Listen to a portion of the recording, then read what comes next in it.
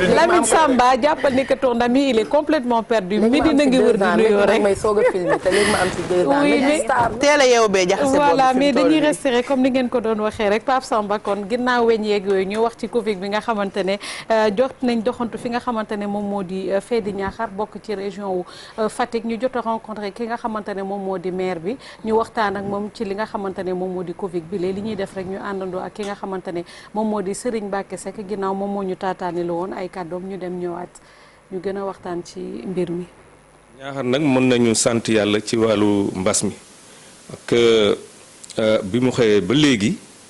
dëgg-dëgg signalé wuñ fa benn cas loolu nag ñu bëri dañuy laajte lan mooy suñu secret ma ne nag mbiru yàlla la parce que lu am aussi yàlla la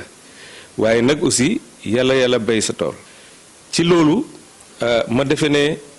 toujours da ngay njëkkee sensibilisation bi buñ ko commencé ñu ne comme ñun duñu ay waa kër docteur dañuy jiital ñi nga xamante ne ñoo xam mbir mi donc ñu jiital personnel médical bi li ci topp aussi ñu ne il faut ñu mobiliser nit ñi kuy wax mobilisation nag defe naa ne ndaw yi ngay njëkke ñu ne ndaw yi dañ leen di organiser en comité ñu monter ay comité de veille et d'alerte ci 32 villages yi yëpp comité yooyu fa ñëw pour xàmme leen aussi ñu jëndal leen ay t-shirt ñooñu ñuy wër fu nit ñi di tase ñu fay dem te nit ñi fi ñuy tase mooy ci gare routière yi naam gare routière yi amoon na temps ñu tëj waaye après ubbiwaat nañu ci marché yi surtout Niakhar dafa am luuma boo xamante ne altine bu ne la foofu ay nit ñu bëri ñoo fay tase ci dispensaires yi aussi maanaam kër docteur daan nañ fa dem ci école yi fépp daal foo xamante ne église yi ak jàkka yi yëpp fépp fu ñu yaakaar ne daal nit nañ fa tase ñooñu ndaw yooyu di fa dem biñ fa jógee ñu ne sensibilisation rek doyul il faut aussi nga équiper nit ñi moo tax tey jii def naa ne waaru gel lépp lu ñuy wax produit désinfectant vraiment jënd nañ ci des centaines et des centaines voire même des milliers de produits yoo xam ne dañ ko jox 32 villages yi jox ko écoles yi jox ko dispensaires yi fépp foo xamante ne ay nit ñoo fay tase boo fa demee thermoflash a ngi foofu dispositif lave-mains yi aussi ñu ngi foofu masques yi joxe nañ fa ay milliers loolu moom buñ ko xaymaa tey dépassé nañ 30 000 masques. li tubaab di wax nous ne devons pas baisser la garde duñu war di gën di farlu di gën a ñaax nit ñi di gën a fàttali nit ñi ñu gën a farlu ci xeex. sensibilisation pour lutter contre le coronavirus d'autant plus important que ñu bëri dañuy yaakaar ni comme wàññeeku na rek amul problème masque yi léegi da ngay gis kenn dootu ko sol da ngay gis que souvent place yi nga doon dem ñu lay jox gel wàññeeku na et puis da ngay gis que distanciation sociale bi nga xam ne ñu ngi ko doon def aussi wàññeeku na mais xeex bi léegi la gën a nekk d'actualité Mado parce que doo xam kan moo am comme porteur sain yi dañu bëri. effectivement Bijou comme ni nga ko waxee rek mais quand même ñoom déjà je pense que il faut que ñu féliciter leen comme ni ñu doon waxtaanee sànq par rapport ak OMS ak ci monde bi yëpp ni ñu seetloo ni que Sénégal vraiment def nañ maanaam liggéey bu am solo ci li nga xamante ne moom moo di wàllu Covid bi rawatina nag yenn région parce que la dernière fois je parlais d'un quartier bu nekkee fee nga xamante ne moom moo di Rufisque parce que ñoom tamit 0 cas nañu amoon macha allah ñii aussi waa Niakhar ñoom tamit jusqu'à l'heure bi Covid bi tàmbalee ba tey ñoom tamit il faut savoir que 0 cas nañu def parce qu'ils ont abattu un travail exceptionnel dès que ñu dégg li nga xamante ne moom moo di Covid bi rek maire bi dafa jot a def ay maanaam ay action yoo xamante ne def ay dispositifs yoo xamante ne jot nañ xeex bu baax li nga xamante ne moom moo di Covid bi donc déjà nan la ko njëkk a tàmbalee joto waxtaan créer ay commission yoo xamante ne ku ci nekk dafa tegoon njiit ñuy waxtaan ak ñoom wax leen naka nañu war a xeexee comme par exemple président commission éducative bi parce que xam nañu d'habitude ci école yeeg yooyu dañ doon gën a ragal li nga xamante ne moom moo di Covid bi dugg fa ci biir école yi donc ñoom ñu def li nga xamante ne moom moo di ay kit sanitaire sensibiliser bu baax li nga xamante ne moom moo di xale yi donc ci biir Niakhar boobu aussi y avait 30 30 villages yoo xamante ne ñi ngi fa waaye ci entrée bu nekk rek fexe woon nañ ba def li nga xamante ne aussi moom moo di ay dispositifs yoo xamante ne kenn du ñëw dugg te fekkul ñu saytu xool sa yaram wala jox la li nga xamante ne moom moo di ay masques et puis comme ni ñu koy waxee toujours aussi li mu ci gën a marqué sax mooy soxna yi fa nekkoon ñoom itam jàpp ci bu baax a baax rawatina ki nga xamante ne moom moo di soxna Smersi moom itam ce qu'elle a fait elle a rassemblé tous les tailleurs yi nga xamante ne ñoom ñoo nekkoon ci biir ñaaxaar boobu ba comme ni ma ko waxee dans les 30 villages yi fa nekk ñoom tamit ñu jël fexe ba créer li nga xamante ne moom moo di 25000 masques ñaw ko ginnaaw bu ñu waxtaanee ak ñi nga xamante ne moom moo di les médecins ñu xool tissu ñu war a utiliser bu ñu accepté ko ne lii baax na ñoom it ñu ñëw ci bu baax li nga xamante ne moom moo di ay masque jox ko ci commune yu Niakhar bi yëpp ba nga xamante ne ils ont pu xeex li nga xamante ne moom moo di Covid boobu donc je pense que baax na c'est vrai que sànq ba tey ñu ngi koy wax on a tendance à oublier mais baax na de temps en temps ñu sensibiliser bu baax li nga xamante ne moom moo di nit yi parce que faut pas oublier que ça reste c'est vrai que le point Covid ñu ngi ko wax ñenn ñi sax ñu ngi xultu mais c'est bien que ñu di ko def pour nit yi quand même bañ a fàtte ni qu'il faut toujours respecter li nga xamante ne moom moo di port de masque bi di raxas loxo yi à chaque instant et puis di éviter li nga xamante ne moom moo di contact bu ëpp bi parce que doo xam kan mooy ki am ak ki amul tu l'as noté tout à l'heure les porteurs sains sont là en ce moment am na ñoo xamante ne aussi ñi ngi commencé di ñibbisi te toujours bu ñu defee test yi lii ëpp mooy peut-être les cas communautaires mais rawatina aussi cas yi nga xamante ne moom moo di les cas importés là kon na gars yi gën a def attention. C'est super important parce que même si juste pour féliciter xam na parfois ñun tamit dañuy topp sensibilisation bi c'est bien mais tamit parfois bu baaxulee rek dañuy génne ne wéy affaire yi baaxul ñun ni ñuy gérer suñu Covid bi baaxul ak début beeg yooyu ni ñu doon critiquer un peu mais bu fekkee yëf yaa ngi évoluer tamit dañuy war a féliciter encourager parce que benn moment deuxième étape bi fàttali dañu wax ni sa micro bi baaxul ok deuxième étape bi dañoo wax bu leen fàttaliku dañoo wax ni dañu war a gën a sensibilisation communautaire te loolu je pense que moo jur bon mooy spécialiste yi ñëw mais jur na résultat yu am solo yii nii ndaxte jarul pour nekk spécialiste pour xam ko di xam ni sensibilisation communautaire bi dafa am solo communication bi ñu doon def ci coin yeeg yenn yi ku nekk di créer ay initiative man toujours initiative yi may gën a jël mooy bu mooy navétane Covid bi nga xamante ni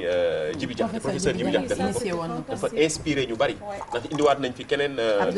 Abdourahmane Baldé tamit mu dem loolu ci loolu la inspiré wu def loolu ci koñom keneen ak keneen ku nekk di ci def ku nekk di ci góorgóorlu sénégalais bu ci nekk jàpp ci ba mu jur résultat yi donc je pense que les gens ont compris que c'était un combat de tout un chacun ku ci nekk bu ci jàppee dañ koy gaaw a dóor mu daanu su fekkente ne ñenn seetaan nañ rek du baax donc il faut que yow nga amee responsabilité individuelle ne xam ne lii bu ma ko defee mën na jur leneen mais quand même toujours jàpp ci bu baax ñoom tamit la population mais quand même aussi il faut vraiment féliciter c'est vrai qu'il y a les médecins mais médias bi aussi daf ci jouer un rôle important et jusqu'à l'heure parce que comme ni ñu koy waxtaanee je pense que ñun ñu toog di ci wax on en rigole mais parfois quand même on a tendance à créer ce déclic là wala clic bi pour nit yi xalaataat ni que mi ngi fi ñu gën a wattandiku waat c'est vrai que boo génnee ci mbedd bi tout le monde n'aime pas mais boo gisee ci plateau yi wala ci télé yi ñu ciy wax voilà nit yi ci mbedd bi nag parfois ba tey jii nii am na ñu xam dañuy wax ne am na gars yi takkatuñu masque mais ba léegi nii da ngay gis ni gars yi ñu ngi respecté affaire bi bu baax ba pare communication bi à un moment donné les gens ils avaient l'impression que dañu doon communiquer lu bëri mais tu te rends compte que dafa dugg ci boppu nit yi parce que j'ai eu ma petite nièce de 5 ans dafa war a def anniversaire am genre je lui dis sa anniversaire kañ ngay invité lu ma njëkk a wax mooy corona bi dafa jeex. pour te dire xale bu am 5 ans. xam na ni waruñu rassembler après tu te rends compte que finalement sur le plan psychologique nit ñi intégré leen ba. vraiment communication bi je pense qu'on l'a bien géré. dafa nekk ci loo xamante ne dañu nekk dëkk bu nekk dafa nekk def testam loolu lañ doon wax. dëkk ndaxte yëf yi dafa mujj nekk loo xamante ni sama bopp la. chacun pour soi. et Dieu pour tous loolu la woon na benn instant parce que boo xoolee dëkk bu nekk dafa def ay couvre-feu. xool léegi kii gis nga léegi ñuy wax ni ay cas importés ñu xool jëlaat ay mesures di xool nan la ñu mën a defaat ba en fait il faut s'adapter il faut changer continuellement en fonction de maladie bi naka lay évoluer il faut ñu xool yan comportement la ñuy am c'est obligé gisoo ñun ni ñu évoluer nii ñeneen ñi rebond la ñuy toll waxuñu dara mais gisoo internet da ngay gis ñu naan ñun war nañuy yóbbu suñu médecins yi comme ne ñoom bu doon ñoom la noonu lay demee da ngay gis parfois yenn tuuti présidents yi ñu naan woy dañuy xool nu ñu mën a jàppale Afrique ba mu yenn situation amul problème nañ ñëw dinañ leen jàppale xool nu ñu mën a jàppale ñenn ñi nga xam ne ñoo nekk mooy Europe ñu xool suñu médecins yi tamit bu yëf yi évoluer waxuma dara ne ñi ngi ci kii mais bu ñuy tollee ci yenn situation ñu dem tamit ñu dem jàppale leen àddina nii la. en tout cas le coronavirus est toujours là donc nañu def attention ci lépp lu ñu def. sànq maa ngi leen doon wax am na ñuy ruube fii ci côté bi di jotee xaw a xuloo bu sew Coro Ndiaye la ñoo doon werante. spécifique wax li xew ngay nit li ay lii di. amuñu lu ñuy nëbbante ñun téléspectateurs yi suñu ay xarit lañ di heure bu ñu yeewoo jàkkaarloo ñoom. xam nga man damaa waa déglu ma kii daf laa yónnee ñaari éléments yow nga joxe benn bu boole éléments yi bëri ci samay bët xàmmeewu ma. Coro du nit dangaa miir léegi bi nga liiree benn bind yi bëri ci samay bët ma jël benn bi rek réécrire ko. nañ dem ci Barthélémy Ndiaye dafa inauguré benn complexe sportif week-end bi fële ci Sicap. non dama doon ne parce que pour ma wane woon ni tamit am na maire yi nga xamante ni vraiment ñi ngi ci seen gox ñi ngi fexe si côté sport di góorgóorlu bu baax ba seen gox tamit di gën a am image bu mucc ayib man demaloon naa fa sama bopp xool bu baax li nga xamante ni Barthélémy Dias def nag mu nekk lu yeesan lu ñuy gis la ñun ñi nekk ci milieu sport bi xam nañu ne ku nekk léegi lii dina tax xam nga Sénégal dañuy waxante dëgg dañu bëgg challenge dañu bëgg Mado def na lii ci koñam man tamit dina góorgóorlu bañ may tudd te loolu réalité la lu ñuy dund la ñun fii comme que Barthélémy Dias def na lii pour koñam ci côté sport complexe sportif defee na yeneen maire yëpp na maire yëpp góorgóorlu ñu yemoon seetaan élément bi te ñëwaat lii lu muy firndeel tey mooy suñu yéenee ci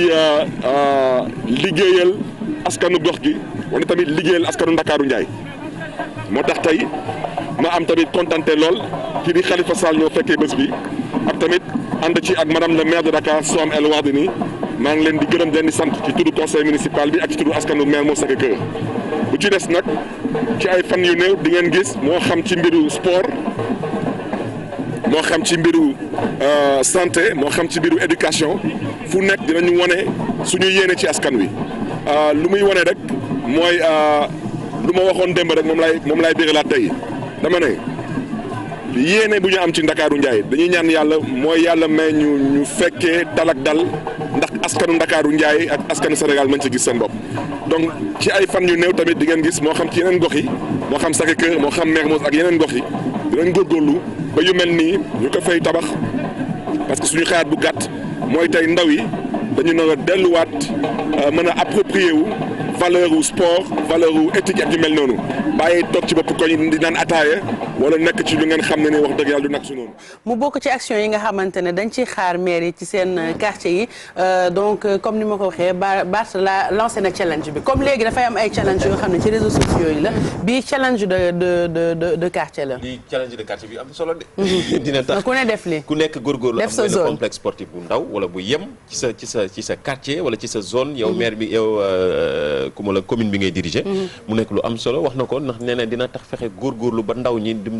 tooguñu ci bopp koñ bi di naan ataaya bu fekkee am nañu activité bu ñu ko def bu ñu paree ñu ñëw def ay activité sportive mais surtout xale yi am espace bu ñu joué ak yooyu noonu loolu baax na bu ñu fowee loolu baax na moo manqué ci quartier yu bëri moo tax toujours lii politique bu baax la pour ci sa koñ ci sa quartier ndaxte bu ñuy wax ci ay stade ak ay yeneen mais surtout formation petite catégorie day commencé ci ndaw bas âge bu nga commencé 2 ans 3 ans xale bi commencé foowee basket wala football loolu de plus en plus bu màggee di nga mën a xam kii ñu mën a teel a détecter talent te loolu nekk noonu am solo réew ñi ngay gis ñuy développé ci mbirum sport yooyu noonu toujours ci bi ñuy nekk ndaw la xale bi di commencé imprégné te loolu am na solo en tout cas Bart di ko féliciter di ko encore encourager ci li mu defal sportif yi lii am na solo te loo xamante ni la mën nañu wax dañuy sensibiliser wala gën a informer yeneen maires yi ñu jéem a gën a góorgóorlu def lu ni mel suivre initiative bi nga xamante ni Barthélémy Dias def na ko